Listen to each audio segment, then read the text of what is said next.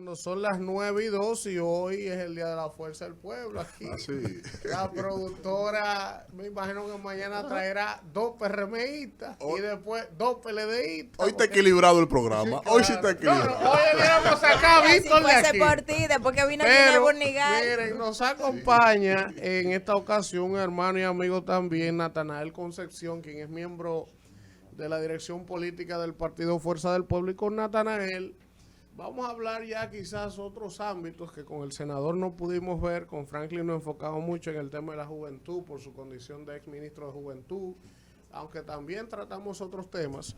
Pero sería bueno, Natanael, darte la bienvenida y las gracias por estar con nosotros. Para mí un placer estar con un equipo tan capacitado como ustedes, que ayuda a contribuir a que el pueblo dominicano esté cada vez más informado. Un honor estar con ustedes. Natanael, vamos a iniciar hablando. Ayer hablábamos con Franklin y nosotros también comentamos temprano esa actividad que organizó la juventud del Partido Fuerza del Pueblo. Es una actividad que usted puede ser PRMista, PLDista, reformista, apolítico y genera un impacto. Había muchos jóvenes, la visual se vio imponente. Entonces, partiendo de eso, Natanael, ¿cuál es la realidad de hoy de ustedes como fuerza política de cara a las elecciones del 24? Hay mucha gente que dice, sí, Leonel está marcando bien, pero el partido todavía está chiquito, y entonces necesitan una alianza obligada para poder convertirse en una realidad que desafíe sacar al PRM del poder. ¿Cuál es la realidad de ustedes y qué le dicen esos números que ustedes están manejando? Sí, mira, es una excelente pregunta porque es bueno comprender el contexto. Y lo primero que hay que entender es cómo ganó el PRM para poder entender su posicionamiento. El presidente Abinader gana con una abstención de un 15% superior a la que había y gana en un contexto en el que hay una pandemia, hay por otro lado una indignación de la sociedad con una serie de medidas que tenía el gobierno entonces, como por ejemplo un intento de reforma constitucional, también se sumó lo del fallo de la Junta, y eso creó una indignación social. Había una marcha verde que indignaba también a nivel de la corrupción. O sea, había una coyuntura excepcional, la pandemia, el COVID.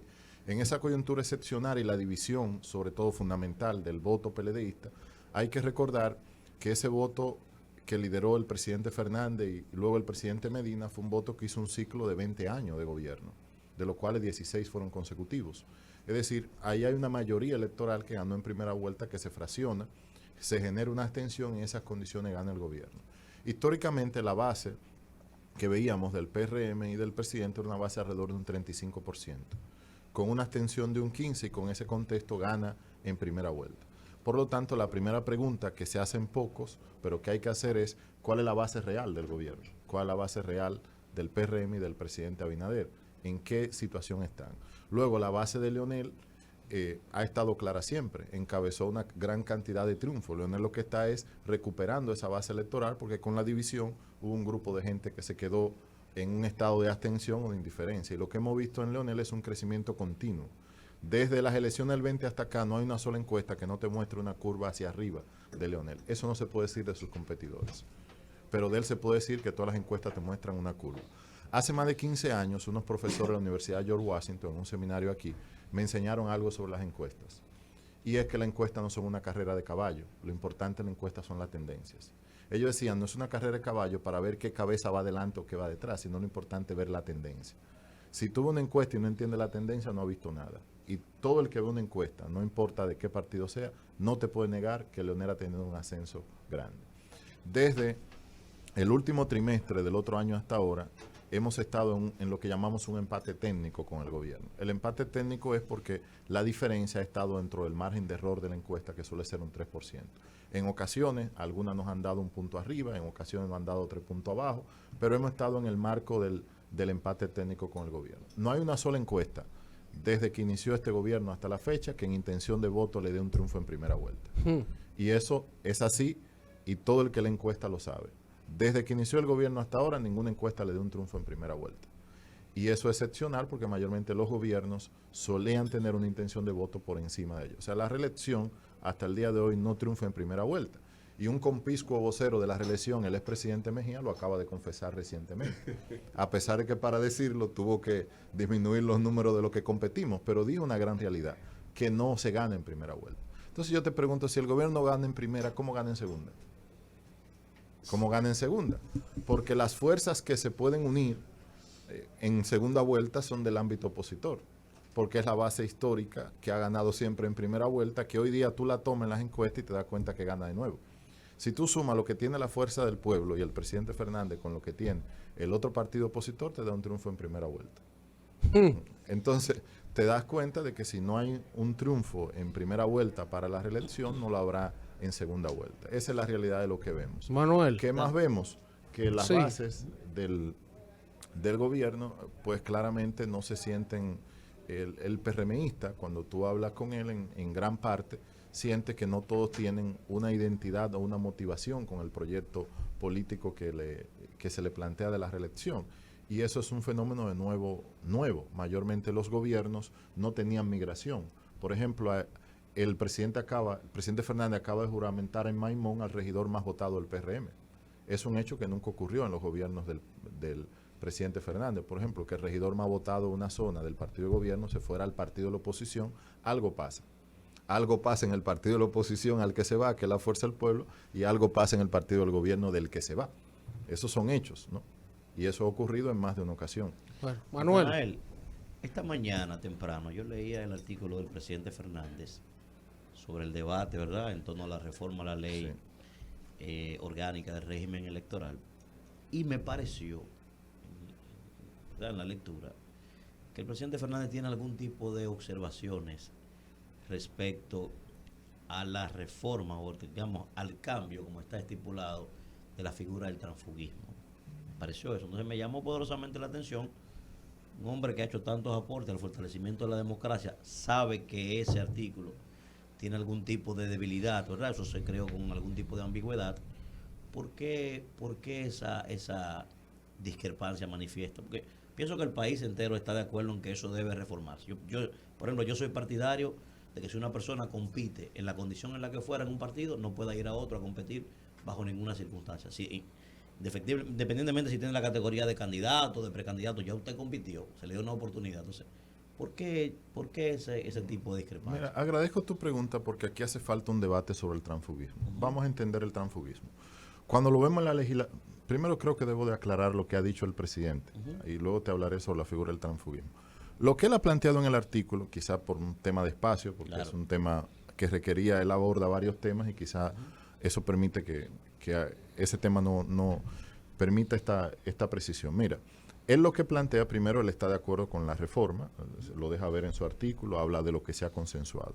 Lo que él plantea es un debate que hay actualmente, porque hay un partido que está planteando ampliar la regulación sobre el transfugismo y él se está mostrando en desacuerdo por la forma y el alcance en lo que se está planteando eso, y su otro desacuerdo tiene que ver con el voto electrónico, que es un desacuerdo muy conocido además.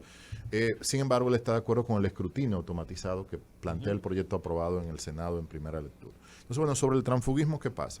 Primero entendamos el transfugismo. Aquí hay en conflicto dos cosas. Por un lado hay un derecho a elegir y ser elegido, y hay un derecho de asociación. Constitucionalmente, cada uno de nosotros puede elegir en qué organización política estar. Y tú tienes el derecho de migrar hacia otra organización política. El ejercicio de ese derecho constitucional se te puede poner la penalidad de que al tú irte, pues entonces pierda tu derecho a elegir y a ser elegido. Hay un problema constitucional que hay que resolver. Luego, en el ámbito comparado, cuando tú te vas a Europa, por ejemplo, el problema del transfugismo en Europa no tiene que ver con esta etapa en la que nosotros lo estamos analizando. Tiene que ver cuando ya tú tienes un escaño ganado, tú eres un parlamentario y te vas a cambiar de partido. Y eso es permitido, porque tú fuiste electo. En Estados Unidos, un senador puede declararse independiente o puede cambiar de afiliación partidaria y no pierde la condición. ¿Qué haríamos con el presidente de la República, cual que fuese en el momento dado, que quiera cambiar de partido? Le quitamos la presidencia y el partido elige otro presidente. Es decir, la democracia hace que el que tiene un cargo electo lo conserve.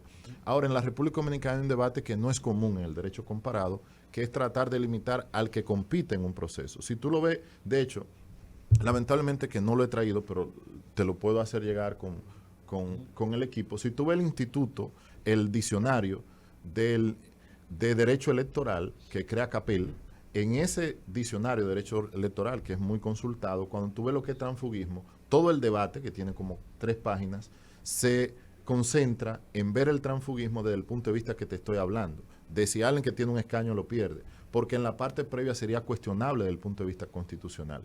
Y el presidente Fernández, cuando ha advertido anteriormente inconstitucionalidades en estas leyes, la historia le ha dado la razón. Lo hicimos con esta misma ley, con la ley de régimen electoral del partido. Y el festival de sentencias declarando inconstitucionales artículos que habíamos advertido que lo eran, está ahí. Porque es un tema de razonamiento constitucional. La norma no se puede ver para esta coyuntura. Nosotros somos un partido que vamos a crecer y lo que nos interesa es dejar y seguimos creciendo, que lo que nos interesa es dejar un legado institucional. La norma hay que pensarla en el tiempo, no solo en una coyuntura concreta, y vemos que tiene matices inconstitucionales. Natanael, siendo el presidente Leonel Fernández 3 veces presidente de la República y en otros 2 periodos ayudando a reelegirse a Danilo Medina y a ser presidente en una ocasión a Danilo Medina, y siendo el presidente de esta organización política en estos 2 mandatos del presidente Danilo Medina, serían 5 las ocasiones en las que el expresidente Leonel Fernández, tanto como presidente de la República como presidente del PLD, ha tenido de una manera u otra forma de marcar las políticas públicas llevadas a cabo por el país. ¿Qué de nuevo podría tener el presidente Fernández que ofrecerle al país junto a su equipo político, que vemos que se conserva de una manera u otra entero, en este nuevo proceso electoral? Mira, muy interesante tu pregunta porque nos permite anticipar cosas que vemos. Primero, el presidente Fernández está presente en el escenario político porque las circunstancias así lo han demandado. Cuando el país estuvo en un gran momento de crisis constitucional, el presidente Fernández dio la cara y defendió el país. Cuando el país fue atacado por el tema de sentencias extranjeras que pedían hasta cambio de constitución, él usó su peso internacional y salió a defenderlo. Lo que mantiene vigente un liderazgo es la causa que representa y cómo el pueblo interpreta que tú representas esa causa y esa causa te generan simpatía. Luego, sobre la coyuntura actual, déjame explicarles brevemente algunas cosas que el presidente Fernández ve. El modelo educativo. Todos los informes dicen que aquí la gente lee y no entiende lo que lee. Él plantea un cambio de modelo hacia el STEM y lo tiene desarrollado. Que el modelo educativo vaya hacia esa modalidad que se llama STEM y lo quiere implementar. A nivel de las universidades, él está planteando, por ejemplo, que las universidades tienen que tener un centro de innovación e incubación empresarial. Yo tuve el placer de acompañarlo, el honor de acompañarlo a ir a una universidad en la Florida donde habían 250 empresas incubadas en la universidad. Él estudiando estos modelos. Porque el presidente Fernández, que es un hombre que siempre está actualizado y piensa en lo mejor del país hacia el largo plazo. Por ejemplo, en el área educativa, eso son parte de las reformas. Crear un fondo que permita la innovación, eso es parte de su idea. En el área de la tecnología, hoy día, el gran debate, si entramos hoy, por ejemplo, a la BBC de Londres, el gran debate es la guerra entre Estados Unidos y China por los semiconductores. Pero en realidad es la guerra por el dominio de la tecnología. ¿Qué dice el presidente Fernández? Que la República Dominicana... Las tierras raras. También, que la República Dominicana es un país consumidor de tecnología y él quiere ayudar a que se dé el salto a ser un país que produzca software. Y creó ya la base. Creó el ITLA, el Parque Cibernético, que eso no ha sido lamentablemente apoyado por los gobiernos que le han sucedido, y ahora él plantea una ley que cree incentivos y que favorezca la instalación de una industria del software. Y no solo lo plantea así en seco, él ha tenido contacto en Silicon Valley, en Silicon Alley, ha tenido contacto con incluso latinos y dominicanos que están en el mundo del software y tiene una visión sobre eso. En términos de infraestructura, hay un plan que se llama RD 2044, que plantea una revolución de la infraestructura en la República Dominicana en materia del tránsito, por ejemplo. Él tiene un estudio de lo que hay que hacer en Santo Domingo para poder mejorar el atasco que ya afecta la productividad y el desempeño de la sociedad. Y la calidad de vida de la gente. Y la calidad de vida. En materia de salud hay un deterioro de la calidad de la salud y él también plantea innovaciones en ese tema. Es decir, él no está en la política por un cargo porque ya los tuvo. Él está por una causa que se mantiene viva, que es el desarrollo y el progreso del país en el que él cree, en el que nosotros creemos. Y yo estoy acompañándolo a él al partido porque creo que eso es lo que representa. Si no lo creyera, no estuviera. Me fuera mejor en otros ámbitos. Natanael, tú sabes que hay un tema que a mí me gustaría preguntarte, porque sé que tú estás constantemente también viajando fuera del país, a hacer contactos con dominicanos en la diáspora. Y yo siempre he abogado, sin haber vivido fuera de este país, digo, pero ven acá, ¿cómo es que todos los gobiernos le toman remesa a los dominicanos que envían y resaltan esa vaina? O sea, las remesas crecieron este año como un logro de política pública del gobierno. Pero entonces van a la diáspora a buscar votos cuando hay elecciones. Sin embargo, las políticas públicas del Estado Dominicano para impactar a esa diáspora, que cada vez es mayor, porque la migración sigue aumentando, tanto en Estados Unidos como en Europa, hay una gran cantidad de dominicanos que siguen tan pendientes o más que lo que vivimos aquí de lo que pasa aquí. Le envían a sus familiares, quieren hacer inversiones. Sin embargo, desde el Estado, y no solo en este gobierno, en los mismos gobiernos del PLD pasó lo mismo. O sea, yo no entiendo por qué se está discutiendo la figura ahora del fideicomiso por ejemplo. Aquí valga la propuesta, aunque la cojan, gratuita.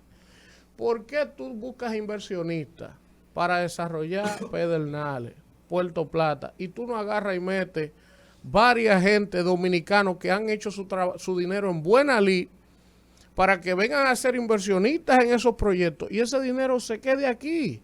Porque la mayoría de esa gente se quiere retirar aquí y no hay ningún vínculo que ate a la comunidad dominicana en el exterior con este país. Sin embargo, ¿qué es lo que traen? Capitales foráneos para que los cuartos se vayan a otro lugar.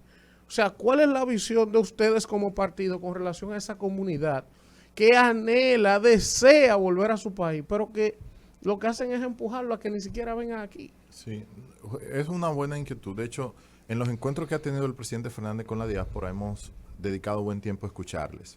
Y lo que hemos visto es que la diáspora ha cambiado. Por un lado, hay una diáspora que está muy insertada en Estados Unidos, que incluso participa de la vida académica norteamericana, que tienen puestos de elección popular, que tienen puestos en empresas multinacionales, que tienen posiciones ejecutivas. Por otro lado está una diáspora que ha emprendido negocios allá, que ha hecho cosas, y por otro lado está la diáspora tradicional del primer perfil migratorio.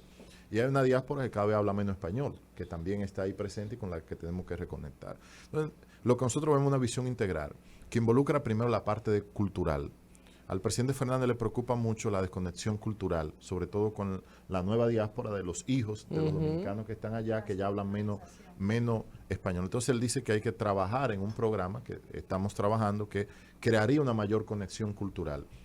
Luego él ve que hay que darle facilidades, como dice, para los dominicanos que quieren invertir. Por ejemplo, un caso concreto, Santo Domingo Este, ahora mismo están desarrollando el sector privado 15 torres de 25 apartamentos. O sea, se está creando una especie de downtown vertical. He tenido la oportunidad de hablar con los constructores que están haciendo eso, los empresarios que son los constructores. Y cuando le pregunto, siempre le hago esta pregunta: ¿qué porcentaje de esos apartamentos lo compran los dominicanos del exterior? Y me dicen que la mayoría. Es decir, que ya la presencia de inversión de esos dominicanos está aquí. Luego en Boston, acompañando al presidente, tuvimos un encuentro con empresarios dominicanos radicados en Boston y nos decían que ellos tienen inversiones, algunos hasta de varios millones de dólares aquí, en el sector inmobiliario, en el sector turístico. Sobre todo en esos sectores hay una gran inversión. Parte del dinamismo se debe a eso. Ahora, como dices, hay remesas, pero nosotros no le estamos volviendo en servicio a los dominicanos lo que requieren. Los servicios en los consulados lamentablemente hay que mejorarlo. Hay muchas quejas de los dominicanos allá. Para los servicios que necesitan de los consulados no hay una respuesta adecuada. Eso hay que revisarlo, además del plano cultural y de la facilidad de inversión. Eso es lo que hemos estado pensando hasta ahora. Como sabes, el programa de gobierno pues se presentará más adelante, pero dentro de lo que se está reflexionando, eso es parte de lo que el presidente Fernández está viendo. Natanael, hermano, mira, hay algo que quiero sustentar y es el hecho de evaluar el desafío que tiene el país de cara al año 2023 y plantear una preocupación. Primer año de improvisaciones, el segundo año centrado en incapacidad y aparentemente dieron como prioridad cumplirles a los sectores que de alguna manera Macarrulla representaba mediante los fideicomisos.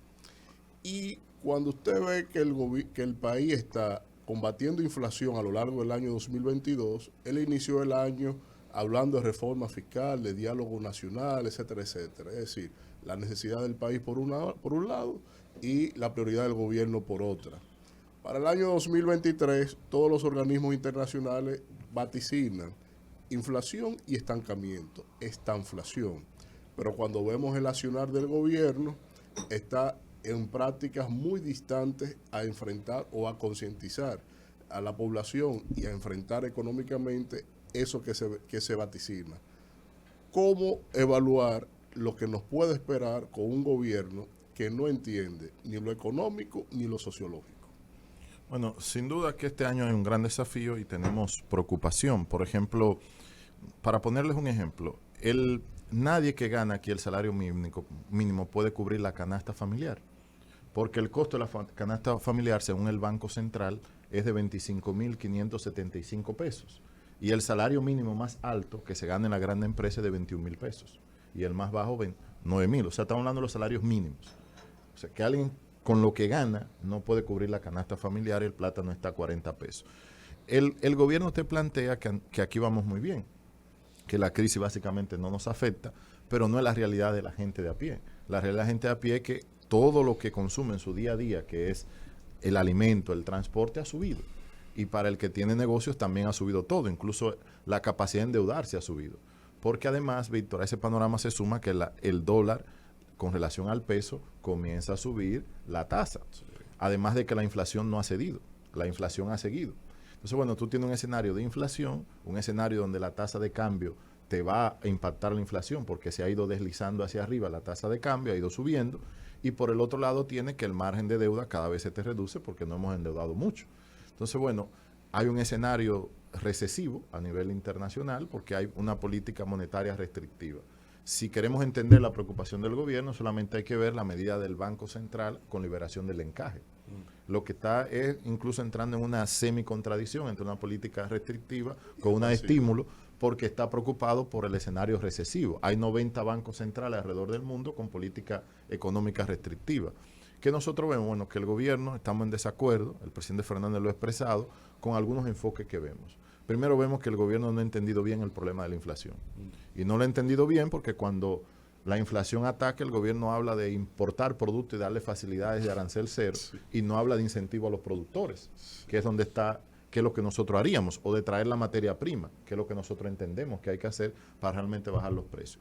Por otro lado, vemos que el gobierno tampoco está entendiendo bien cómo la crisis está impactando a los más pobres. Y es una cosa que preocupa porque cada vez más hay desesperanza.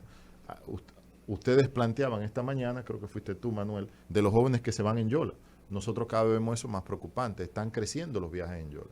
Y es un fenómeno que de alguna manera en la República Dominicana había disminuido. Ahora está creciendo. ¿Por qué está creciendo? Bueno, hay una desesperanza que hay que atacar a tiempo y hay un problema socioeconómico que el gobierno tiene que revisar. Y luego vemos en el gobierno un problema de eficacia. Es decir, la solución de temas, y el gobierno hace el anuncio, muy bien, pero luego entonces la ejecución de eso que se anuncia, uno nota un gran desafío. Hay un problema de eficacia. Y eso se nota hasta en obras pequeñas, ¿no? Por ejemplo, el presidente Fernández ha insistido mucho en el puente del Cangrejo en Puerto Plata. Todavía no se ha hecho. Si ustedes toman la autopista Duarte, tenemos el puente que se cayó cerca de La Vega. Eso tiene ya como más de un año ahí y no se resuelve. Y son temas pequeños, pero así tú lo ves con temas más grandes. Es decir, en el gobierno, en el aparato de funcionamiento del gobierno, hay problemas de eficacia que uno nota. Y eso en medio de una crisis pues genera un problema.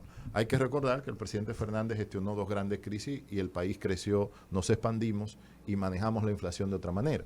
Es decir que hay distintos modelos de gestión de crisis. Nosotros entendemos que en la forma de gestionar la crisis hay, como diríamos diplomáticamente, oportunidades de mejora. Natanael, la última, breve. Natanael, yo quisiera enlazar la pregunta de mi compañera Kimberly. Tú sabes que yo creo que hasta los enemigos más acérrimos de Leonel tienen que reconocerle, ¿verdad?, sus virtudes. Ahora, yo no sé si ustedes han evaluado en los estudios de mercado un segmento de la población que valora perfectamente la condición profesional del profesor Fernández, pero que espera que dentro de esas evaluaciones él habla de una segunda ola de reformas sociales, ¿verdad? Así lo ha denominado. Así es. El político dominicano carece de introspección histórica y sobre todo de exteriorizar esa introspección, de reconocer los errores que haya cometido. En esas evaluaciones, ¿ustedes han visualizado en algún momento que el profesor Fernández diga, mira, conjuntamente con esa segunda ola de reformas que nosotros proponemos, también aceptamos que en el pasado cometimos algún tipo de errores. Quizás fuimos muy condescendientes con gente que estaba al lado nuestro, que le permitimos que se excediera en el ejercicio del poder. Yo mismo quizás era un poco... Bueno, el mismo, por ejemplo, dijo, mi primer error fue aumentarme el salario en el momento que yo llegué. Por ejemplo, una cosa como esa. ¿Ustedes han visualizado esa parte? Porque mucha gente quizás también está esperando al profesor Fernández para entender y aceptar que es un hombre nuevo que también reconozca algunos errores. ¿Ustedes han visualizado eso? Mira, mayormente los adversarios se ocupan de tratar de señalarte los errores. Ahora, en un ejercicio de introspección te diría lo siguiente. El presidente Fernández la última vez que estuvo al frente del Estado fue en el 2012. Hará una década. Por lo tanto, él ha tenido una década fuera del poder. Eso le ha permitido ver muchas cosas que no pudo ver cuando estaba en el poder. Digamos, yo siento en él una persona primero que en su gestión el balance de su desarrollo político es un positivo, ahí está en la historia. Si tú piensas en lo institucional del país es difícil no hablar de él, por las reformas legales y por las reformas institucionales que impulsó. Si piensas en el desarrollo de la economía dominicana, los 8 años en los que hubo una mayor expansión de la economía fue del 2004 al 2012. Históricamente, en ningún otro periodo, a pesar de enfrentar la crisis económica, la economía se ha triplicado el PIB como pasó ahí. El único periodo de la historia de 8 años en el que eso pasó. A nivel de infraestructura ha transformado el país, por lo tanto su legado es grande. En el tiempo, en la historia se verá todavía más y es un legado positivo. Ahora, todo hasta Jesucristo, tú encuentras cosas que mejorar y creo que en él, 10 años fuera del poder, ha visto muchas cosas que él hará ajuste, así lo veo, y lo ha ido haciendo, y creo que el país tendrá a un Leonel tan excelente y exitoso como lo fue en su carrera, con ajustes propios del tiempo y de las circunstancias en las que va a gobernar. Bueno, gracias a Natanael Concepción, miembro de la Dirección Política de Fuerza del Pueblo, ha estado con nosotros. Hoy hemos tenido 2 miembros importantes de la Fuerza del Pueblo, para que no se queje la audiencia. Después vendrán Hoy mañana, estuvo equilibrado el programa. Mañana y menos diciéndolo usted. Voy a montar una tribuna a la Fuerza del vendrán Pueblo. los PRMistas, Bueno, es que de vez en cuando le toca a la Fuerza del Pueblo. Yo lo que espero que los entrevistadores de este espacio, cuando vengan los amigos del gobierno, sean tan educados como lo han sido hoy, no sean hostiles, ¿verdad? No, porque yo y cedo cuando mi tiempo venga a la exposición del invitado y cuando de vengan mi los del partido. PLD también, ¿verdad? Deben ser equilibrados. ¿Por qué yo voy a hablar Si sin me invitado de mi traer, usted partido? puede contar conmigo. Entonces, gracias a Y Natanael. Víctor Villanueva tiene comentarios hoy. No, yo creo que Sí, Víctor no, Loy, no, yo creo que Víctor Loy no debe hablar. Antes que Vámonos, tuyo. Isidro, vamos.